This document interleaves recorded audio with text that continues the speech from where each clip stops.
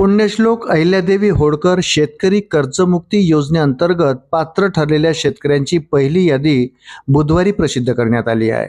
सहकार मंत्री बाबासाहेब पाटील यांनी मंत्रालयामध्ये ही यादी अधिकृतपणे जाहीर केली।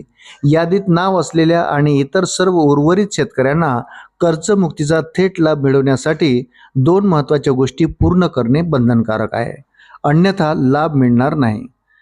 त्यामध्ये एक आहे ई-KYC। आपले सेवा केंद्र किंवा इतर सुविधा केंद्रावर जाऊन ही पडताळणी पूर्ण करावी लागेल। दुसरं आहे ॲग्रिस्टॅक नोंदणी। ही नोंदणी शेतकरी ऑनलाईन स्वरूपात घर बसल्या फार्मर रजिस्ट्री पोर्टलवरून करू शकतात। त्यासाठी मोबाईलशी जोडलेले ओळखपत्र, सातबारा उतारा, बँक पासबुक आणि पीक कर्जाचा तपशील आवश्यक आहे।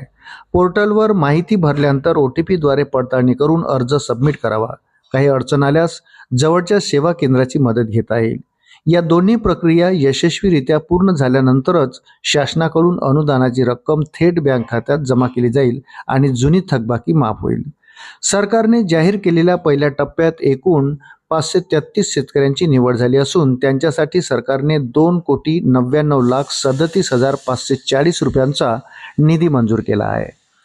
पहिल्या यादीत विविध जिल्ह्यातील शेतकऱ्यांचा समावेश आहे। त्यात ठाणे 182, लातूर 133, पुणे 85, अमरावती 58, सातारा 38, सोलापूर 21 आणि नागपूर 16।